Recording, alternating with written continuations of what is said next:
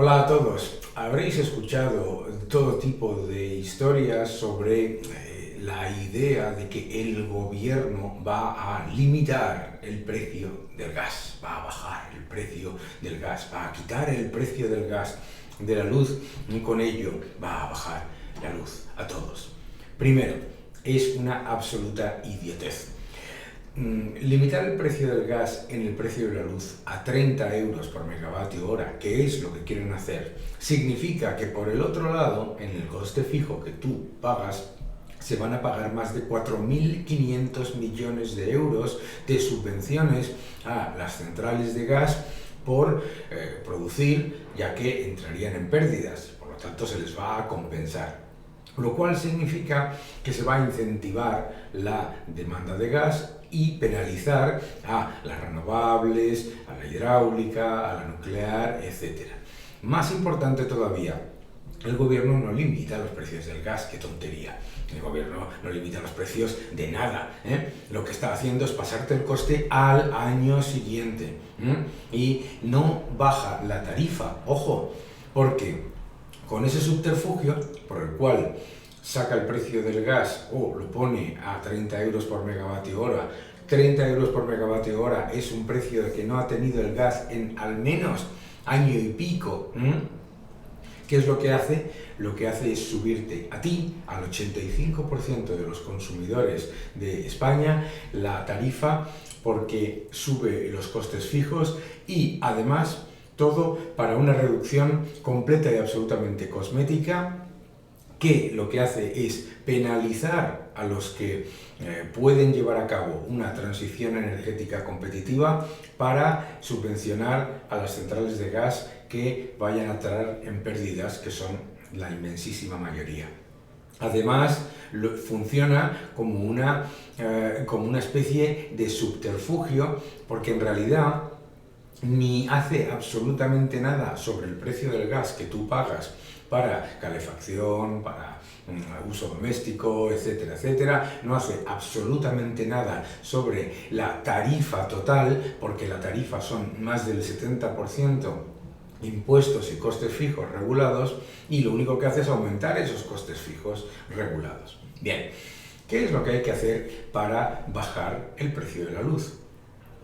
Si tú mantienes un mix energético volátil, intermitente e implanificable, que es lo que está haciendo el gobierno, limitando la energía nuclear, poniéndole trabas, limitando las fuentes de energía que funcionan todo el tiempo y poniendo masivamente solar e eólica, que son muy necesarias, pero que obviamente funcionan el 20% del tiempo.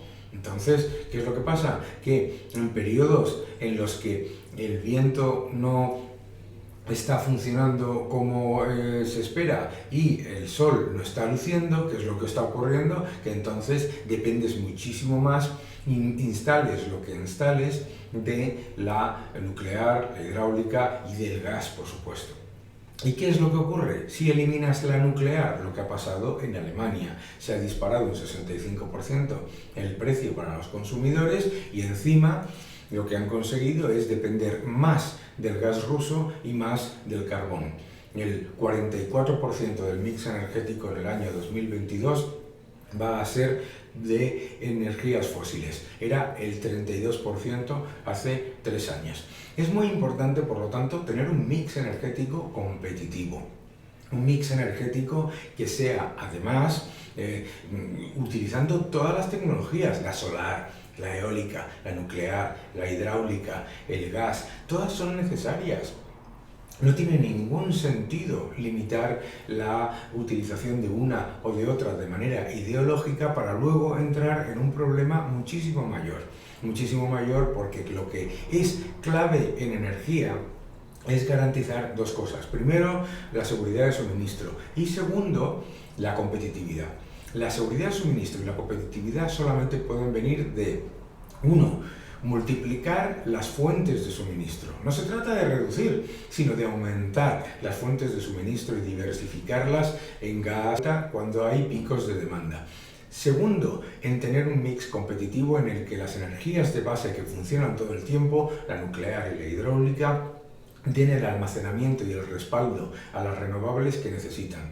Y tercero, que las renovables sean competitivas, y eso ya está ocurriendo poco a poco, etc. Pero no quita que sean intermitentes e implanificables y volátiles, por lo tanto siempre va a hacer falta un mix bien diseñado y no de manera ideológica. Claro, ¿cómo bajas el precio de la luz? Instalar 60 gigavatios adicionales de energía solar y eólica, 50-50 más o menos, supondría una masiva subida del coste fijo en el término de la tarifa. ¿Por qué? Porque no solamente tienes que tener en cuenta lo que cuesta instalarlo, sino lo que cuesta en redes, más de 9.000 millones adicionales en redes. Bien, entonces, ¿qué es lo que hay que hacer? Hay que hacer tres cosas. La primera es sacar de la tarifa todos aquellos conceptos que no tienen nada que ver con el consumo energético, que deben ir a los presupuestos. Lo que tiene que ver con el déficit de tarifa, las subvenciones a las renovables, los diferentes conceptos que no tienen nada que ver con nuestro consumo diario. Segundo, hay que reducir los impuestos. La tarifa está llena de impuestos encadenados que incluyen los que tú no ves. Es decir, el impuesto nuclear, el impuesto hidráulico, el impuesto escondido de los derechos de emisión de CO2 que aparecen como el precio de mercado, luego tienes el impuesto eléctrico y luego tienes el IVA, etc. Tercero, lo que hay que hacer es, además, mantener una política clave en la que en los periodos de pico de demanda se planifique de manera adecuada con la industria, que es la que sabe, dónde y cómo gestionar las compras de gas adecuadamente, teniendo una red de regasificación como la que tiene España. Usar el conocimiento de la industria es clave para reducir los precios en los periodos de pico de demanda. Mix energético competitivo, impuestos fuera de la tarifa, que es una máquina de recaudar impuestos, reducir, quitar los costes que no tienen nada que ver con la parte energética y fortalecer, por lo tanto, la competitividad de nuestro sistema energético. Con solar, con eólica, con gas, con nuclear, con hidráulica, porque las necesitamos absolutamente todas. Te dirán que las eléctricas se forran y que esto es un chollo para las eléctricas y que las eléctricas esto y que las eléctricas lo otro. Vamos a ver. Los beneficios totales de las eléctricas no llegan a los 6.500 millones. ¿Sabéis cuánto va a recaudar el gobierno de la tarifa en ese mismo periodo sin invertir un euro en energía, sin crear un solo puesto de trabajo? Y por supuesto, sin haber generado ningún tipo de beneficio para la economía en la parte energética, 11.000 millones, 6.500 millones de beneficios de las eléctricas en todo el mundo, ojo, incluyendo los que no tienen nada que ver con España, y 11.000 millones sacados de la tarifa por parte del gobierno. Por lo tanto, que no te engañen. La tarifa es una máquina de recaudar. El gobierno no quiere reducir esa gallina de los huevos de oro que es la tarifa eléctrica. El que realmente se lucra de la subida de los precios de la luz es el gobierno, porque cuanto más sube, más recauda. Y además esa recaudación no revierte en reducir los costes para los consumidores, sino que no tiene ningún efecto finalista.